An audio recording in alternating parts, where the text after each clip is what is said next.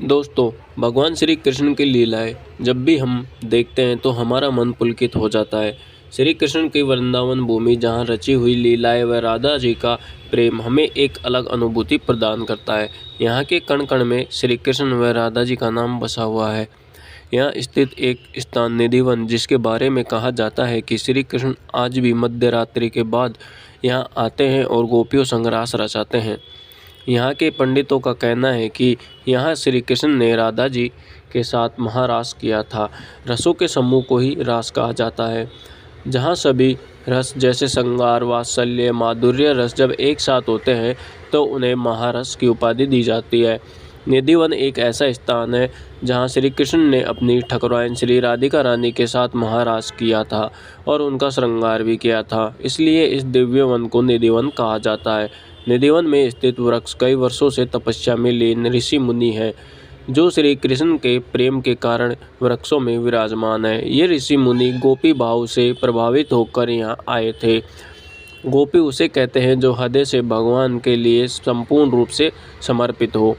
यहाँ पर जो रहस्य से भरी हुई बात है वो यह है कि शाम होने के बाद निधिवन में जाने की अनुमति नहीं है।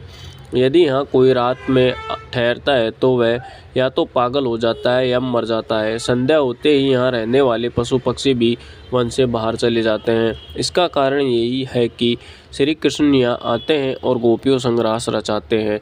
अनेक लोगों ने रात्रि में रुककर भगवान श्री कृष्ण के दर्शन पाने का प्रयास किया, परंतु ऐसा करने के कारण या तो वे मारे गए या फिर उनके मानसिक संतुलन चला गया। यहाँ एक मंदिर भी है जिसमें प्रसाद रूप में पान, लड्डू, घुंघरू आदि रखा जाता है और मंदिर बंद कर दिया जाता है। जब सुबह मंदिर खोला जाता है तो पान व लड्डू खाया हुआ मिलता है और सामान बिखरा हुआ मिलता है। निधिवन में एक बात और प्रचलित है। यहाँ के जोड़े के रूप में पाए जाने वाले तुलसी के पौधे, जब रात्रि को राधा कृष्ण जी रास रचाते हैं तो ये तुलसी के पौधे गोपियों का रूप धारण कर लेते हैं। अगला है विशाखा कुंड। यह कुंड स्वयं भगवान श्री कृष्ण ने अपनी वंशी से खोदा था। इसके पीछे भी एक कहानी है। कहा जाता है जब भगवान श्री कृष्ण राधा समेत सभी गोपियों के साथ रास लीला कर रहे थे तो उनकी सखी विशाखा को प्यास लगी और उन्होंने अपनी बंसी से इस जल कुंड का निर्माण किया। वंशी चोर राधा रानी का मंदिर भी यहाँ पर ही स्थित है। कहा जाता है कि जब बंसी में रमे श्री कृष्ण जी से राधा रानी एक बार नाराज़ हो गई थी और श्री कृष्ण की मुरली चुराकर उन्होंने यहाँ पर ही रख दी थी। एक भक्त ने यहाँ रुककर भगवान श्री कृष्ण की रासलीला देखने की कोशिश की तो वह गूंगा बन चुका था अगली सुबह और अपने प्राण त्यागने ही वाला था। तब उसने वहाँ के लोगों से एक पेपर और पेन मांगा और निधिवन के अनुभवों को लिखा, जिसके बाद उसकी मृत्यु हो गई। वह कागज़ आज भी मथुरा के संग्रहालय में रखा हुआ है। विशेषज्ञों का भी मानना है कि रंग महल में हुई गतिविधियां किसी पशु पक्षी के द्वारा नहीं की जाती। हैरान करने की बात यह है कि निधिवन के आसपास के निवासी शाम को 7 बजे के बाद इस वन को देखते भी नहीं हैं। स्थानीय निवासियों के अनुसार कई बार उन्होंने वन में आती हुई बांसुरी व घुंघरू की आवाज़ भी सुनी। आज तक यह वन एक रहस्य बना हुआ है। इस प्रकार यदि कोई कहे कि भगवान धरती पर है तो हम प्रभु के इन प्रमाणों को दिखाकर हमारे धर्म की दीवार को मजबूत और भी ज़्यादा बना देते हैं। और यदि आप हमारे चैनल पर नए हैं तो चैनल को सब्सक्राइब करिए और कमेंट में जय राधे कृष्ण जरूर लिखिएगा। जम्मू से एक लड़की श्री कृष्ण को देखने वृंदावन आती है। वो श्री कृष्ण को देखने हर मंदिर में जाती है, लेकिन श्री कृष्ण उन्हें साक्षात रूप में कहीं भी नहीं मिलते।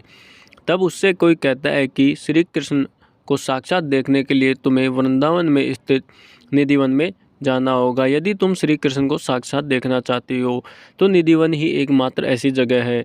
यह बात सुनकर लड़की निधिवन पहुंचकर पेड़ों की शाखाओं में छुपकर बैठ जाती है और रात्रि 2 बजे बाद उसे कुछ ऐसा दिखाई दिया जिस कारण उसकी हालत ख़राब हो गई। फिर उस लड़की ने जो हादसा हुआ उसे सबको बताया। यह सुनकर आपके भी होश उड़ जाएंगे। उससे पहले यदि आप हमारे चैनल पर नए हैं तो चैनल को सब्सक्राइब करके बेल आइकन प्रेस कर ले। दोस्तों, जम्मू से आई एक लड़की ने निधिवन में ऐसा क्या देखा जिससे देखने के बाद वह डर गई और उसने क्या अनुभव किया कि जम्मू से कटरा में एक छोटी बच्ची रोज़ अपनी माँ के साथ श्री कृष्ण के मंदिर जाया करती थी। उसकी माँ रोज़ भगवान की पूजा करती, श्रृंगार करती और भोग लगाती।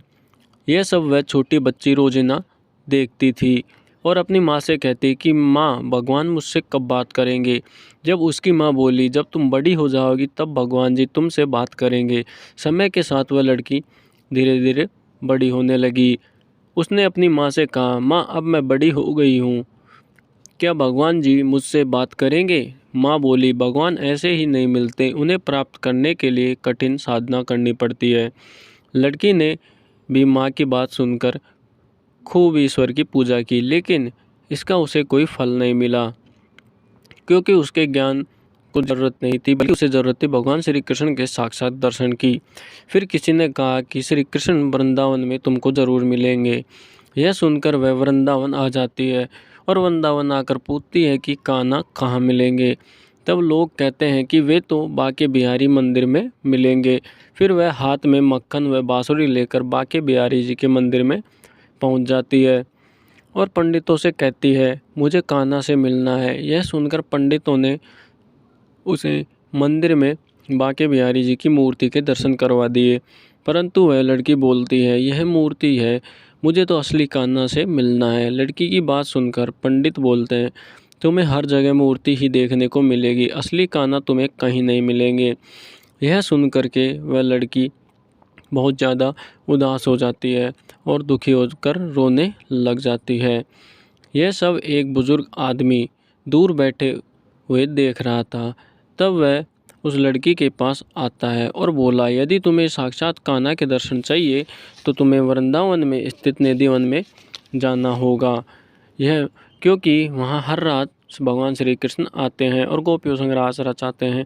यह सुनकर लड़की खुश हो जाती है और निधिवन चली जाती है और शाम के वक्त चोरी हुए छुपे निधिवन में पेड़ों की शाखाओं के नीचे बैठ जाती है। करीबन रात के 2:30 बजे उसे ऐसा दिखता है जिसे देखने के बाद में उसे अपने आंखों पर यकीन नहीं होता। वह देखती है कि निधिवन के सारे पेड़ अचानक गोपियाँ बन जाते हैं और वहाँ स्वयं श्री कृष्ण आ जाते हैं और रास रचाते हैं। वह श्री कृष्ण से कहती है कि कान्हा, मुझे यूँ अकेला छोड़ के मत जाओ। तब श्री कृष्ण बोले, तुम अकेली कब थी? मैं तो हर पल तुम्हारे साथ था, मैं तो हमेशा तुम्हारे दिल में हूँ। तब लड़की बोली, मेरे दिल में? पर वो कैसे, मुझे बताओ।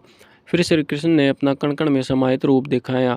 यह सब देखने के बाद वह लड़की बेहोश होकर ज़मीन पर गिर जाती है। अगली सुबह जब वह उठती है तो उसे श्री कृष्ण का रूप कण कण में दिखाई देने लगता है। चाहे वह पत्थर हो, जानवर हो या मानव, सभी में उसे भगवान श्री कृष्ण दिखाई देते हैं। आपको जानकर हैरानी होगी, लेकिन बाद में वही लड़की श्री कृष्ण से विधिपूर्वक विवाह करती है और वह श्री कृष्ण को अपना पति बनाती है। यह वही लड़की थी जिसे लोग आज मीराबाई कहकर पुकारते हैं। दोस्तों, यह मीराबाई आपको वृंदावन के हर गली में देखने को मिल जाएंगी। दोस्तों, इस प्रकार से कहा जाता है, यदि भगवान के प्रति भक्त की सच्ची श्रद्धा हो तो भगवान उससे मिलने के लिए अवश्य आते हैं।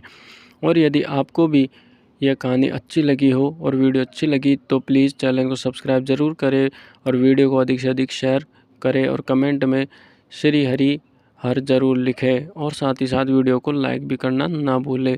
धन्यवाद।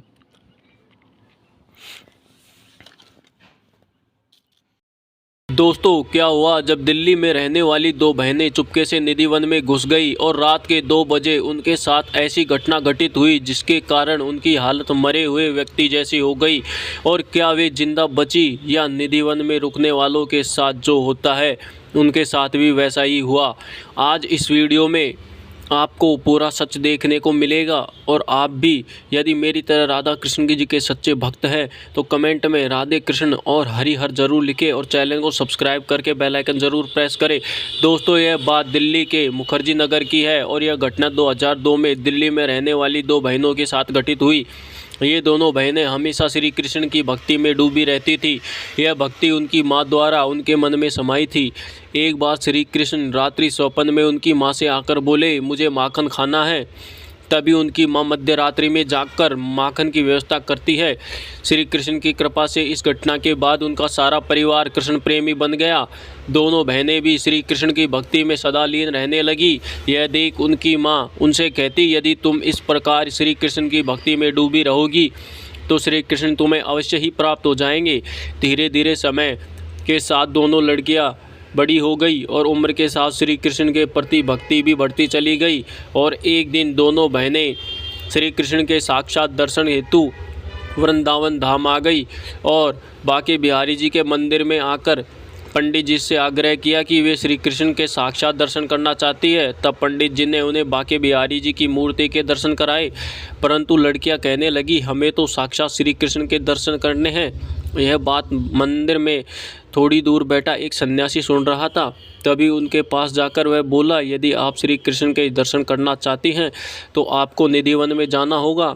वहाँ मध्य रात्रि के समय श्री कृष्ण वहाँ आते हैं और रास रचाते हैं, परंतु वहाँ शाम को रुकना सख्त मना है, अतः तुम्हें वहाँ रुकने नहीं दिया जाएगा। निधिवन में छुपकर तुम्हें रहना होगा। यह सुनकर दोनों बहनें निधिवन पहुँच जाती है।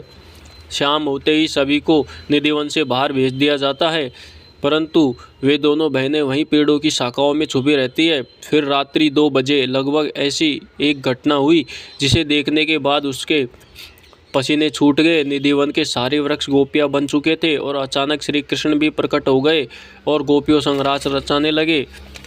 यह सब देखकर वे दोनों बहनें पेड़ों के बाहर आई और श्री कृष्ण के पास आकर हाथ जोड़कर बोलने लगी कि हे प्रभु, आप हमें छोड़ के मत जाओ। लड़कियों की बात सुनकर श्री कृष्ण बोले कि मैं तो सदा तुम्हारे पास था, तुमने ही मुझे समझने में समय लगा दिया। तब श्री कृष्ण ने उन दोनों को दिव्य दृष्टि दी, जिसके बाद उन्होंने सारे कणों में अर्थात धरती के प्रत्येक कण में श्री कृष्ण को देखा। तब उनके समझ में आया कि श्री कृष्ण तो सभी जगह है। यह सब होने के बाद वे बेहोश हो गई। सुबह जब उनकी आंखें खुली तो वे एक धर्मशाला में थी।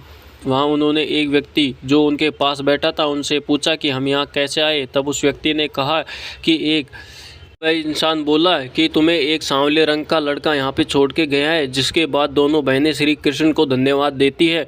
दोनों निधिवन के बारे में कई ऐसी झूठी घटनाएं हैं जो फैलाई गई है, जैसे निधिवन में रात्रि को रुकने वाले की मृत्यु हो जाती है, वह पागल हो जाता है, लेकिन जो भगवान के भक्त होते हैं भगवान उन्हें कभी भी कोई हानि नहीं पहुंचाते। यदि इस बात से आप सहमत हैं तो हमें कमेंट में ज़रूर बताएं। जिसके ऊपर भगवान का हाथ होता है या उनकी छाया होती है उनका कोई भी अहित नहीं कर सकता है। इस बात का आपको प्रमाण इस कहानी में मिल गया होगा। तो दोस्तों, यदि आप भी भगवान श्री कृष्ण के भक्त हैं तो प्लीज़ कमेंट ज़रूर करें और चैनल को सब्सक्राइब ज़रूर करें। और यदि वीडियो अच्छी लगी तो लाइक करके इसे शेयर भी अधिक से अधिक करें।